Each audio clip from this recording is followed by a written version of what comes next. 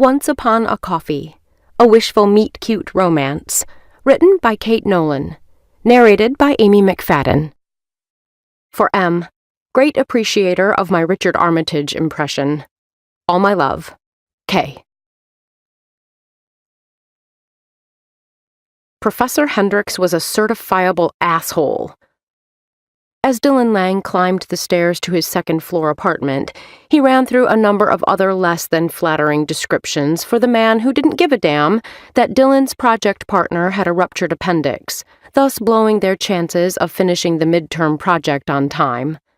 At least, if they expected to finish it together. "You should have planned for this," Hendricks said when Dylan met with him to plead for leniency since Noelle was still in the hospital. Right, because a ruptured organ was so easy to predict. Noelle felt awful about leaving him in the lurch, but she was so doped up on medication she could barely stay awake, let alone string a coherent sentence together. During his brief conversation with her about it, she'd fallen asleep twice and woken up with a lurch, shouting, "Save the crazy cat lady!" Totally not the frame of mind they needed for a project in macroeconomics. Because Dylan wasn't an asshole himself, he'd said he'd take care of the project and that she should focus on getting well. God, he missed undergrad, when he could still live from class to nap to party. The thump of machine gun fire greeted Dylan before he even got the door open. Half crouched on the futon, half standing, his roommate Owen clutched the Xbox controller with all the intensity of a drone pilot on a mission, as war raged on the flat-screen TV. "Come on, dude! You've got to close in on the flank! I'm getting slaughtered here!" Battlefield? Titanfall? Hell if Dylan knew. He hadn't had time for video games since he started his MBA at the University of Mississippi. He was at least 2 editions of Assassin's Creed behind. Owen grunted as Dylan shut the door. "Hey man, how'd it go?" "Lousy." Dylan dumped his keys in the Cool Whip bowl that served as a catch-all by the door. "No extension." "That bites! No, not you." He spoke into the headset, perched in his shaggy dark hair. "Well, yeah, getting ambushed at the spawning point bites too. I'm coming to you. Hang on." "Are you going to be at this a while? Because I've got a crap ton of work to do on this project if I'm going to make the deadline." "Huh? Oh, well, we're in the early stage of this campaign. I can't walk away right now." Of course he couldn't. Heaving a put-upon sigh that was completely lost on his roommate, Dylan made a beeline for his room. No way could he work here with all this noise. Loading up his laptop and all the books he'd need for this project, he retrieved his keys and headed downtown to hole up at his favorite coffee shop. There was, predictably, no parking on the square.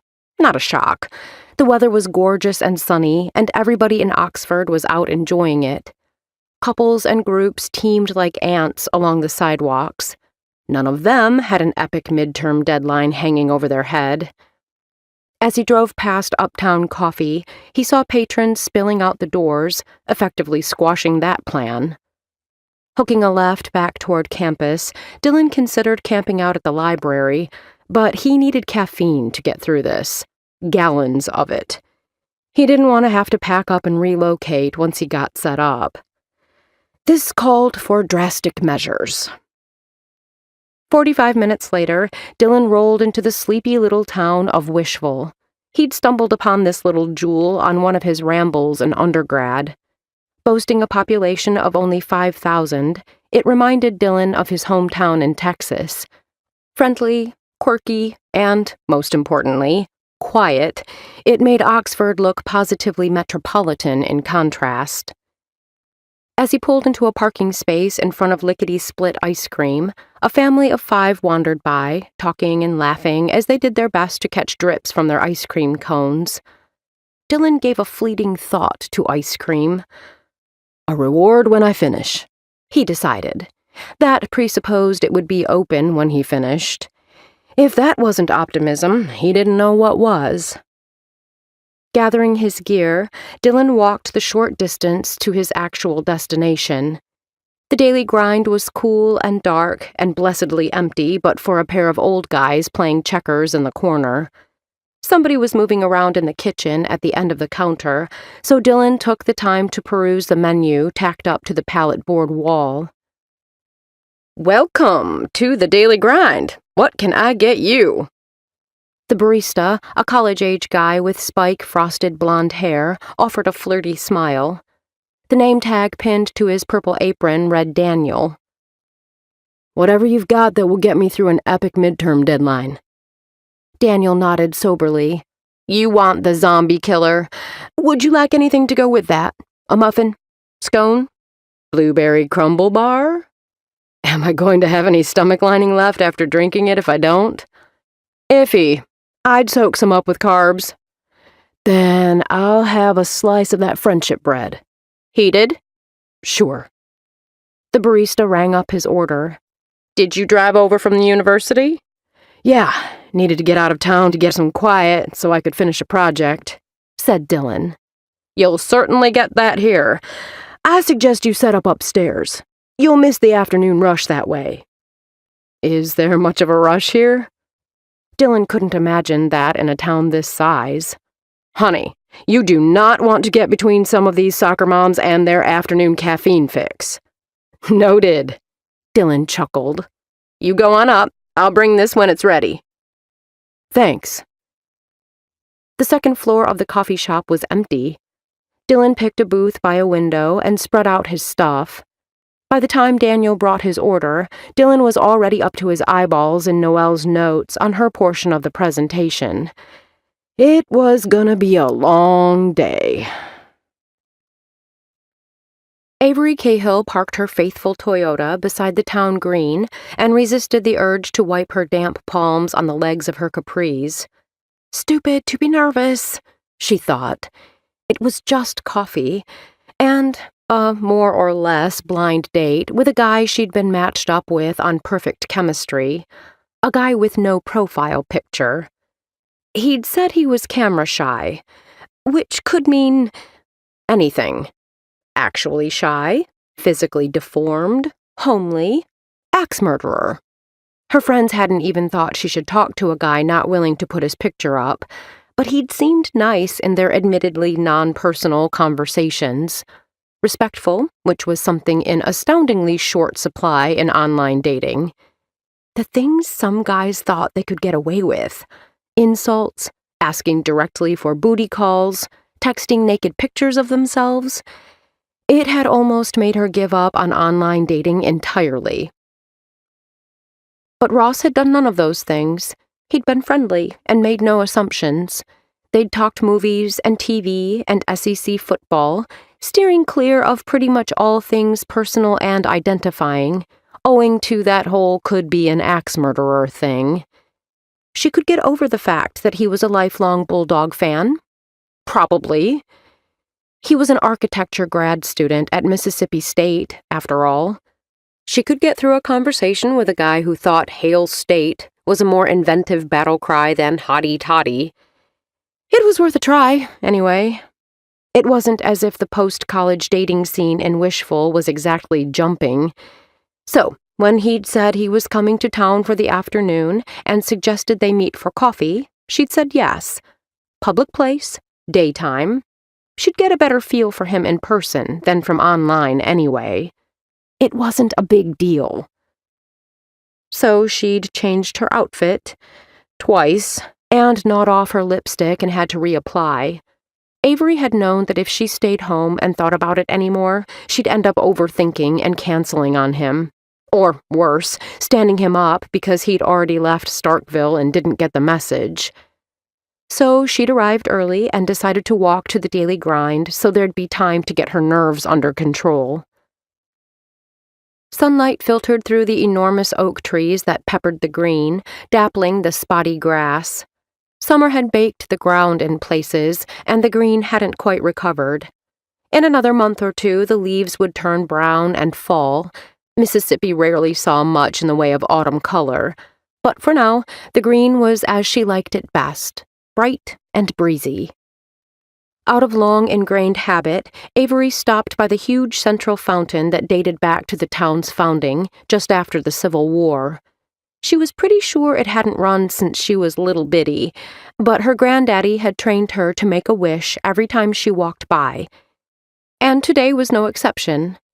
Clutching a coin in her hand, she thought, "I wish for this date to be something special." Then she tossed it into the basin, where it plunked into the few inches of rainwater that hadn't evaporated over the summer. It was both tradition and comfort, and Avery felt some of the nerves smooth out. Thus fortified by local ritual, Avery strode purposefully to the grind. The date might be a disaster, but at least if the whole thing tanked, she'd have an entertaining story to tell around the water cooler at City Hall when she got to work on Monday. "Well, hey there, Sugar Plum!" The tension in Avery's shoulders immediately bled out at Daniel's cheery greeting. "You're dressed up awful cute for an afternoon readathon," he remarked, already turning to put together her current favorite black Irish mocha. "What?" She glanced down at the novel sticking out of her purse. "Oh, no, actually, I'm here to meet somebody." She pulled out the book and the Gerbera daisy, clutching both to her chest. Daniel arched both perfectly manicured brows. "Oh." He drew the exclamation out to 3 syllables. "You're pulling a You've Got Mail. That's just adorable. Anybody I know?" "Nobody I know. We got matched up on perfect chemistry. He's a grad student at the university." Daniel brightened. "He's already here, upstairs." He dropped his voice and leaned across the counter, offering her black Irish. "A real hottie, too." "Thank goodness," Avery sighed. He didn't have a picture on his profile. Jessie was positive he had a third ear or weird mole or something, and Brooke was convinced he was a creeper. "No strange growths or creepy vibes. Scout's honor," Daniel swore. "He's been working on a midterm project of some kind for a while now. Could probably do with a refill on his coffee. You want to take one up?" "Sure." It would be a nice icebreaker. Daniel made it up and handed over the second cup. "Good luck, Cupcake. If he turns out to be a stinker, just text me an SOS and I'll create a diversion to get you loose." "You're an angel." Avery took the stairs slowly. With her luck, she'd step wrong in her wedge sandals and slosh coffee on her pale khaki capri pants in a highly embarrassing location. But she made it to the top with her outfit unmarred. He was the only patron up here. Hunched over a laptop, with a stack of books and notes scattered on the table around him, she could just make out the strong edge of his jaw and the serious set to his mouth. Maybe he'd come early, planning to get some homework out of the way before their date. Avery considered turning around and going back downstairs until the appointed time, just to give him a chance to finish what he was working on. Then he looked up, and she almost bobbled the coffee. Daniel hadn't exaggerated. This guy was a certifiable hottie, with all that dark hair mussed by frustrated or nervous hands, and those clear gray eyes that seemed to pierce her from across the room. His brows winged up in question. Aware he was staring, Avery mustered a smile and crossed over, setting the cup of coffee in the few inches of free space beside the empty cup already there. "Daniel said you could do with a refill." She slid into the booth across from him and laid her book and flower next to her own coffee. "It's so nice to finally meet you." As the brunette slid into the seat across the table, Dylan realized 3 things. 1, she wasn't a waitress getting her flirt on. 2, it was really hard to be annoyed at being interrupted by a beautiful girl. 3, she completely thought he was somebody else. "I'm so glad I'm not the only one who believes in showing up early." Freed of the coffees, her hands darted briefly, like hummingbirds unsure where to land, before settling in her lap. Dylan recognized nerves when he saw them. He opened his mouth to tell her she'd made a mistake. Then his eyes lit on the book she'd set between them, the latest in the Iron Druid Chronicles. "You're a Kevin Hearn fan?" he asked. Her eyes crinkled when she smiled, giving her a faintly feline look as she said, "Yes! Have you read this one?" Dylan quickly held up a hand. "Nope, don't say a word. I'm 3 books behind in the series and have been rapidly avoiding spoilers. I didn't discover them until after I started grad school, so there's not a lot of free time for reading." "No, I imagine not. I confess I've been a reading machine since I graduated 2 years ago. I haven't been able to get enough of all things commercial fiction. I'm sure my English professors would have a heart attack that I'm reading something other than Faulkner." "And yet you were an English major?" he asked. "Honestly, it seemed like a good idea at the time. I like reading. They don't tell you when you sign up to major in English that what they do isn't reading.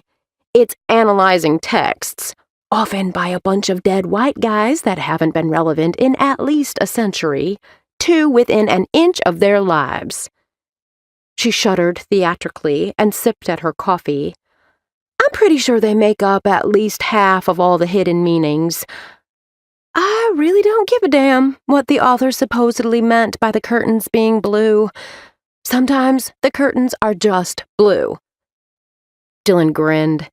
"Or the light at the end of the pier in Gatsby was just a green light." "Yes!" She lifted her coffee in a gesture of agreement so enthusiastic he expected it to slosh. "Why didn't you switch majors?" I was already most of the way through. The alternatives would have involved adding a bunch of stuff and graduating later. I was ready to get out. Though I do miss having time for a daily nap." "Naps are one of the greatest benefits of undergrad," Dylan agreed. "I'm pretty sure half the violence in the world would disappear if everybody had a daily nap. I know I'd be much less inclined to murder my roommate if I got one." "I guess you don't have time for that, between juggling classes and your assistantship." "Not so much, no." So whoever she was supposed to meet was also a grad student. He really ought to say something. But she looked so sweet as she absently played with the stem of the daisy, her attention focused on him. He could at least keep her company while she waited for her real date to show up. "So, what is it you do now with your English degree that doesn't offer a chance for a daily siesta?" "I'm the city recorder and personal assistant to the mayor." "City recorder? That sounds all official." "I'm pretty sure I got the job because I can type accurately at over 100 words per minute. Writing all those papers in college had that side benefit. Mostly, I'm a gopher for whatever Sandra Crawford is our mayor, needs me to do." "Do you like it?" She shrugged. "It keeps me busy. And I'm usually in on whatever drama results from small-town politics, which can be very entertaining." "Oh yeah? Like what?" "Like..." She tipped her head in consideration, and the sunlight from the window hit her hair, bringing out all the rich, warm undertones, and making Dylan itch to touch it, to see if it was as silky as it looked. "Last month, Leonard Culpepper, he's the president of the local Historical Preservation Society, went to war with Bernice Davies over her choice of paint color for the Victorian she's been restoring." "What was wrong with the paint color?" "Well, hot pink was definitely not historically accurate. It went all the way to the city council." "So what happened?" "It turns out that Bernice is actually colorblind. She thought the color she'd picked out a kind of gray-green. Never crossed her mind that razzle-dazzle didn't make much sense for a green. They've been warned down at the hardware store not to let her pick out paint without assistance." "You like the small-town life," he said. There was no question about it. Her expression was one of comfort and satisfaction with her place in this tiny world. "I do. So many people grow up and they're hell-bound and determined to get away from where they grew up. I was really happy to come back. I like the fact that I run into my third-grade teacher at the grocery store or my best friend's parents at church on Sunday. Roots are important. I miss them. The words slipped out before he realized. But, hell, it was true. Where are you from? Originally, I mean. Little bitty town in East Texas called Rango. Her eyes crinkled again. Like the lizard in the movie? Exactly like. It's about this size. Part of why I come over here once in a while is because Wishful reminds me of home. What would you be doing if you were there now instead of in school? Working at the feed and farm supply, probably. Running cattle on the side. That's a big jump from architecture. Aha! So his mysterious competition, and when had he started thinking of this girl's real date as competition, was from MSU. Yeah, it is, he agreed. It was the truth, in a general sense. What do you do on a cattle ranch in the fall? As her bottle green eyes sparkled, Dylan could see she was imagining a Hollywood version of a dude ranch. This time of year, we'd be baling hay for winter, making sure the herd is up to date on immunizations and such. It's not glamorous by any means. Most folks who raise cattle have other jobs, too. It's hard to make a living at that on its own anymore. My granddaddy raised dairy cattle forever, same as his daddy and granddaddy before him, but they had to close the dairy before I was born. Now he farms. Soy, corn, cotton. It's all the tough business these days. She paused to sip. So, will you go home once you finish with grad school? Dylan shrugged. I don't know. Depends on how things unfold, I guess.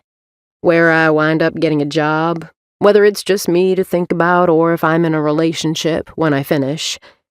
And where had that come from?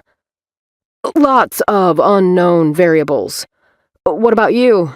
Are you settled here for good? She smiled into her coffee and glanced back up at him through sooty lashes. I am until somebody worth leaving for catches my eye. What on earth possessed her to say that? As she looked down into her mug again, she caught a flash of Ross's smile. Oh, yeah, that was why. He had a great smile, an inviting curve of lips that made you feel like you were sharing some kind of juicy secret. He made so much better an impression in person than he did online. Why didn't you have a picture up on your perfect chemistry profile? She couldn't resist asking, and hoped it wasn't a sensitive subject. The oddest expression crossed his features. It wouldn't have been me. Huh. He hadn't struck her as much of a philosopher in their previous conversations. Well, I guess we do tend to place too much importance on physical appearance. Why are you on one of those sites? You can't tell me you have trouble finding dates. Wishful is a little bitty pond, in case you haven't noticed. Of the guys here in my relative age bracket, I already dated half of them in high school. The other half are either married, dated friends of mine long enough that it would be weird, or they just don't ring my bell. We don't get a whole lot of new blood, as it were. I'm sure your hometown is the same. True, he agreed. In a town that size, we had to revoke the whole no dating your friend's exes rule. Otherwise, nobody would have had anybody to date. Most folks either married their high school sweetheart or hoped to meet somebody in college. Exactly. And since I didn't do that while I was at Ole Miss, online dating helps cast a slightly wider net. And it's nice to theoretically have a system to match you up on some kind of criteria that suggests compatibility. You think an algorithm, or whatever, can actually do that? Don't you? She asked. He was on the same dating site, after all. I don't think it's a substitute for real in-person conversation. It might be able to match you with somebody based on, I don't know, similar values or movie tastes or political views. And sure, maybe you end up hitting it off. But I don't think there's any true substitute for a chance meeting where you feel that indefinable spark with a complete stranger. And you know they won't stay a stranger for long. The moment stretched between them, pulling taut with awareness and unspoken things. Avery felt her skin prickle and thought if she reached over to touch his hand right now, she'd feel a snap of electricity. The thump of footsteps on the stairs broke the spell. Avery glanced over to see an unfamiliar guy step into the room. Tall and exceptionally thin, he had a mug in one hand and what appeared to be a sketch pad in the other. She gave him a polite smile as he paused to survey the room, then moved to take a seat in a booth by the other window. "Well, there's definitely something to be said for serendipity," Avery admitted, "whether it's facilitated by outside sources or not." She thought about the wish she'd made in the fountain and smiled. Maybe the old fountain still worked after all. Ross lifted his mug in a toast. "To serendipity." Avery clinked her mug to his. Conversation shifted back to books. They both had diverse tastes. She liked urban fantasy and romance. He liked sci-fi and more traditional fantasy. But there was sufficient crossover that they had plenty to discuss.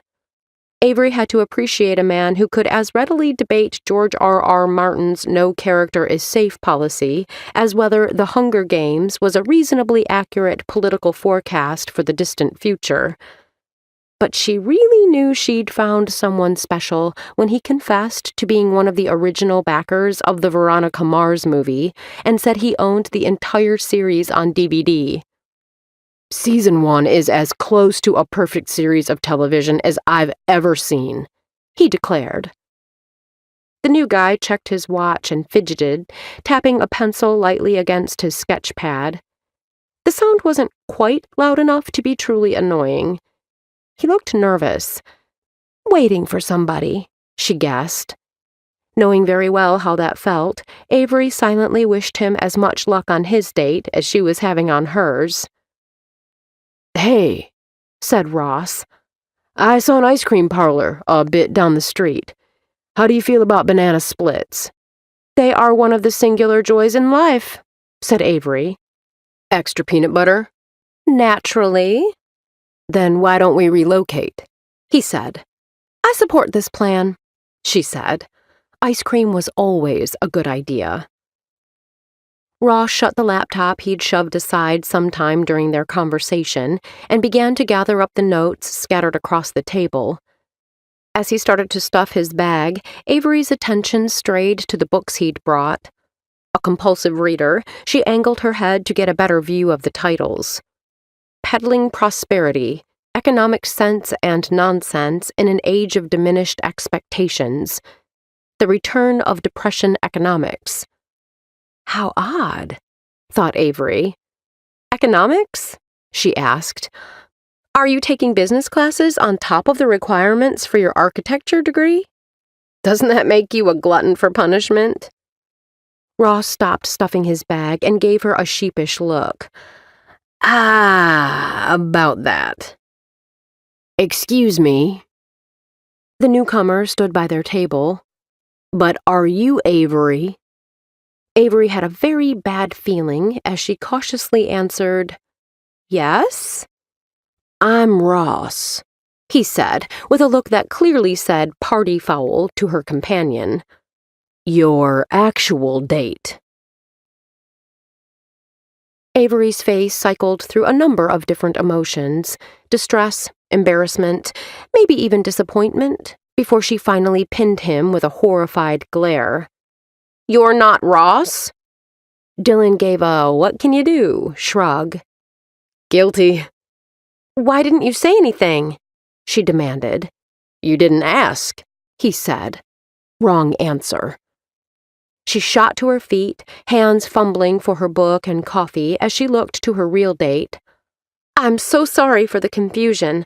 I got here early and we simply don't get that many new faces in town. Daniel said... Well, it doesn't matter. We made assumptions. I thought he was you." "No harm, no foul," said Ross, though the glance he shot back at Dylan suggested otherwise. "Shall we?" He gestured for her to precede him. Thanks for the coffee and conversation, said Dylan. Avery made a little by way of reply. She left her daisy behind as she followed Ross. He expected they'd head downstairs, but instead they settled at a table on the far side of the room.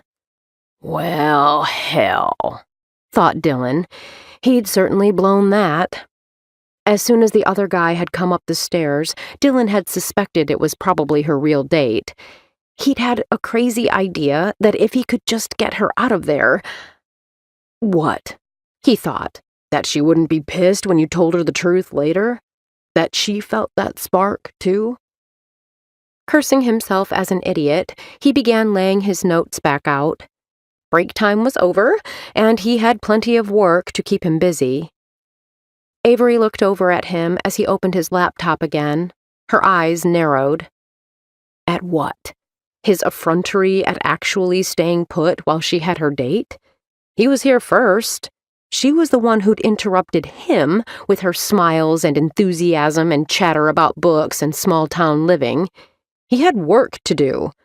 He could have been a complete jerk and sent her packing when she sat down. But no, he'd been polite, conversational, and interested, damn it. Dylan's gaze strayed back to Avery. He couldn't hear their quiet conversation over the music that piped through the speakers, but she certainly wasn't as animated with Ross as she had been talking to him. She was nervous again. Beneath the edge of the table, her hands twisted in her lap. Her smile seemed a little strained around the edges. Was that his fault?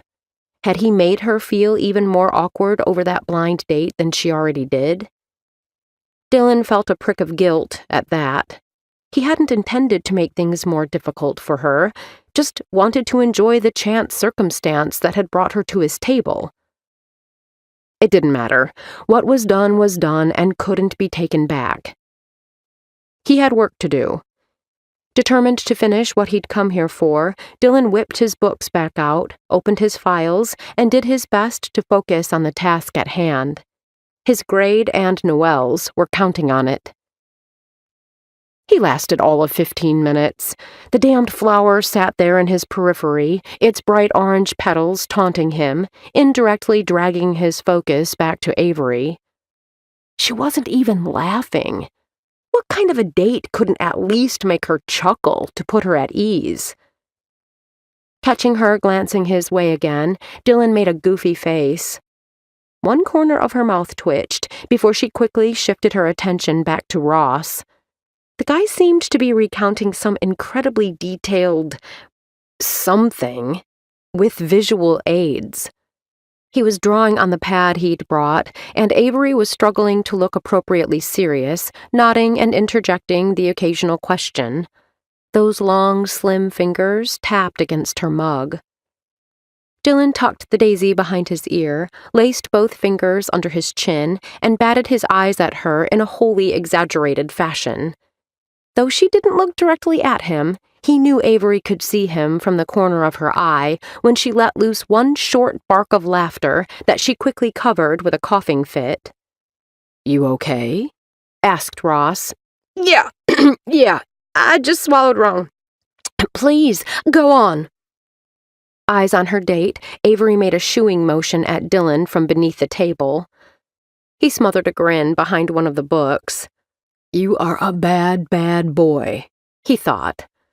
Vowing to behave, he turned his attention back to the computer screen and pretended to work for a few minutes, weaving Noelle's notes in with his own and making notations about where he needed to expand points with support from the class texts. This whole situation needed musical accompaniment, something other than the low-key jazz favored by the coffee shop. Dylan dug through his eclectic and extensive music collection until he found what he was looking for. Yes, this will do very nicely. He hit play, and Celine Dion belted out the chorus to All by Myself, loud enough to echo off the high raftered ceiling. Avery and her date both turned toward him with WTF expressions. Sorry. Dylan plugged his headphones into the correct port on his laptop and managed not to laugh. The devil made me do it." Avery laid a hand over Ross's and gave him the first genuine smile Dylan had seen her muster since she left his table. "You want to get out of here?" Ross looked over his shoulder at Dylan again. "Sounds like a great idea." Jealousy was an ugly shade of green. They rose and headed for the stairs. "Look back," thought Dylan. "Come on, look back at me." But Avery never turned as she descended from view. The last thing Dylan heard her say was something about an example of antebellum architecture she thought Ross might like to see. Then they were gone, and his window of opportunity slammed closed for good. And then he walks up and says he's my date. I've been sitting there for 45 minutes talking to this guy, and he never said a word to correct my assumption. It was mortifying. Avery's footsteps thudded against the stairs for emphasis as she climbed toward the third floor of City Hall. Brooke slurped her to-go cup of sweet tea. "What did your actual date say?" "He was remarkably cool about the whole thing, really polite, which is more than I can say for Mr. Fake Date. We're sitting across the room, trying to get through all that initial blind date awkwardness, which was completely made worse by my gaffe, and the guy is making faces behind Ross's back. Ross was giving this completely earnest explanation of some architectural history thing, and it was all I could do not to fall over laughing. "There are worse things than a man who can make you laugh," Brooke observed. "Not when you're on a date with somebody else," Avery insisted. I tried my best to cover, but I'm sure Ross thought I was the rudest thing ever. I finally just suggested that we go somewhere else, just to get away from him. "And did that actually make the date with Ross the architect go better?" Avery grimaced. "No. I could have gotten past the multi-generation bulldog legacy if we had a lick of chemistry or mutual interests. But bless his heart, once we blew past all the mutual pop culture references, we had absolutely nothing in common. He didn't even try to kiss me. I doubt I'll be hearing from him again." And that was a relief. This way, she didn't have to find a way to turn him down gently. "Probably just as well," Brooke said. "Lack of creeper vibe aside, I still don't trust a guy who wouldn't put his profile picture up. At least the day wasn't a total loss.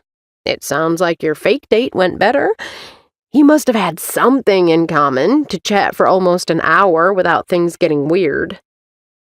"We had tons in common," thought Avery with no little prick of regret. "Like that matters. I don't know his name, or where he's a student, or even what the heck he was doing here." And if she'd wondered for half a minute whether the yearbook photos from Rango, Texas were somewhere online, she'd quickly put the thought out of her mind. She was not going to embarrass herself further by trying to track him down. Avery and Brooke stepped into the reception area of the mayor's office to find a courier juggling a vase full of flowers. "Can I help you?" Avery asked. "Oh, good. I'm not supposed to leave these without a signature," he said. Setting the flowers on her desk, the courier offered her a clipboard. "Just sign at the bottom." Avery scribbled her signature. "I hope you haven't been waiting long. We tend to get kind of scarce around lunch." "Enjoy," he said, and disappeared down the hall. The mix of cream tulips and bright gerbera daisies was unusual and happy. "Cam must have sent his mom flowers," Avery said. "He's such a sweetheart, always doing stuff like that." Insatiably curious, Brooke peered at the name on the card envelope. "These aren't for Mayor Crawford. They're for you." "What? Who'd be sending me flowers?"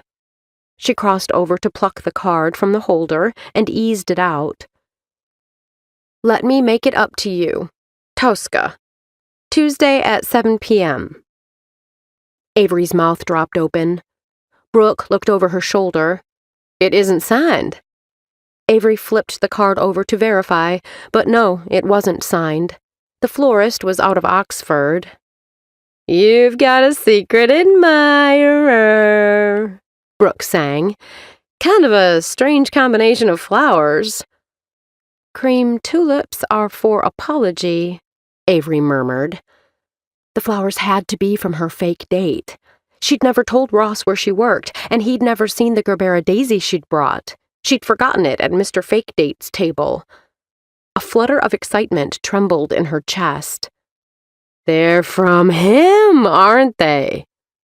She didn't have to ask which him Brooke meant. I think they must be. And he's asking you out? Properly? With style, I might add. Flowers that must have cost a pretty penny to deliver this far from Oxford. A dinner invite to the nicest restaurant in town? Are you going to go? I don't know. Oh, come on, Brooke said. This is like the ultimate form of flattery. He liked you. Avery didn't deny she was flattered. He'd remembered details, made an effort because he actually wanted to see her again. And there had been that moment, that serendipitous spark before the real Ross had showed up. Yet, she hadn't gotten past the annoyance and embarrassment over what had happened at the grind. How long would he have gone on lying to her if they hadn't been interrupted?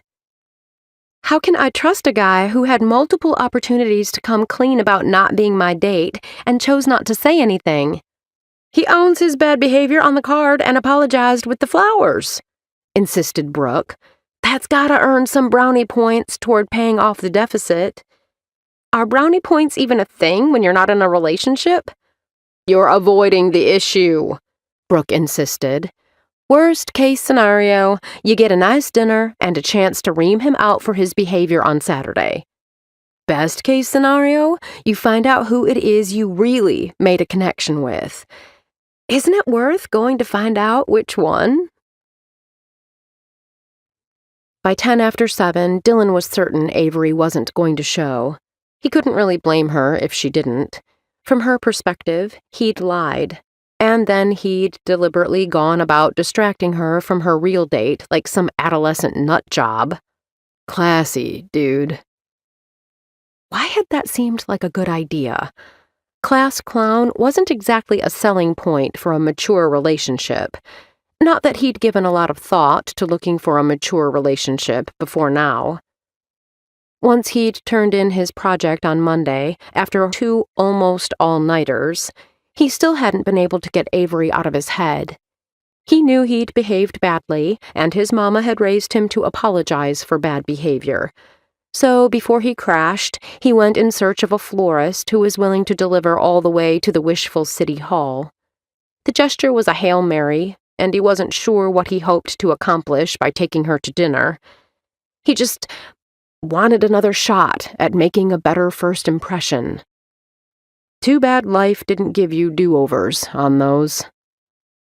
He'd already unwrapped his silverware and drained his water glass, which did absolutely nothing to wet his parched mouth, when Avery appeared at the hostess station, looking gorgeous and not entirely pleased to be there. Nerves and something like hope bumped up beneath his breastbone.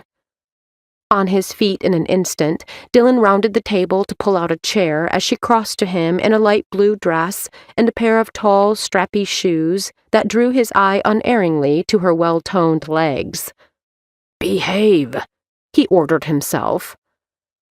"I didn't think you were coming," he said. She gave him a long look with those cat-like green eyes. "I almost didn't." "Then I thank you for changing your mind." He gestured to the chair, and after a moment's hesitation, she sat. Dylan's hand brushed her bare shoulder as he pushed in the chair, and he felt the zing of it up the whole length of his arm. "Don't screw this up." The waiter appeared for Avery's drink order. Dylan took the fact that she ordered a glass of Chardonnay as a sign that maybe she meant to stay. Or maybe she just wanted something with a little bite to toss in his face. When they were alone again, she said, "Was anything you told me actually true?" Dylan didn't hesitate. "All of it." She lifted one dark brow in askance. "I never lied to you, Avery. You just showed up and sat down and started talking. And you managed to talk back for almost an hour without mentioning that I'd made a mistake. I'll own that, but you're interesting and beautiful, and I didn't want you to leave, so I might have sidestepped the truth to avoid lying. She didn't soften at his feeble attempt at charm. Is that supposed to make me feel better? Just telling it like it is. You started the whole thing when you brought me coffee. That was all Daniel's doing. If this worked out, Dylan totally owed the barista a beer or something. Nevertheless, a wise man doesn't turn away a beautiful woman with delicious stimulants.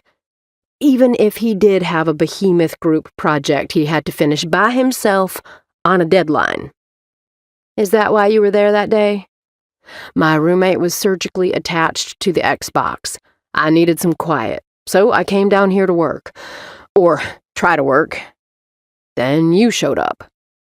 You could have said so. I thought about it for 30 seconds, but you were way more appealing than theories of macroeconomics. You didn't ask who I was, and by the time I realized you thought I was somebody else, I was enjoying our conversation. Something I hope we'll be able to do tonight. Unless, he added, things went awesome with your real date over the weekend and you're just here out of pity. Her lip began to tremble, and for a long, horrible moment, Dylan was afraid she might cry. Both arms wrapped around her middle, she bent double, her shoulders beginning to shake. Oh, God, what did I say wrong? A burst of sound escaped. She slapped a hand over her mouth, eyes going wide. Then she was laughing, wincing, unable to stop, as she said, "Oh, my God, it was awful. And you were just sitting over there deliberately provoking me. What was I supposed to do?" Dylan gave her a sheepish smile. Sorry about that. I couldn't help myself. We'd been having such a good conversation, and then you looked so awkward with him. That's kind of a rule with blind dates. It wasn't with us, he pointed out.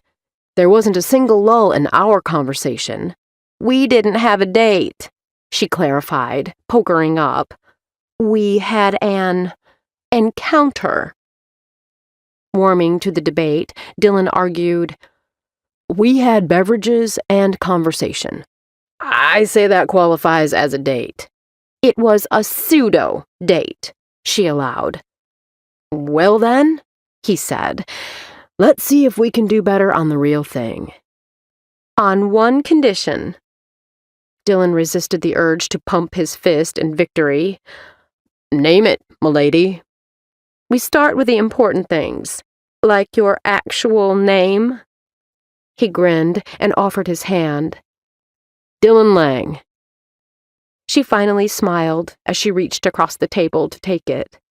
Avery Cahill. It's nice to meet you. Don't miss the rest of the Wishful series, beginning with To Get Me to You. You can find a full and up-to-date list of all Kate's books at katenolan.com. That's KAITNOLAN.com.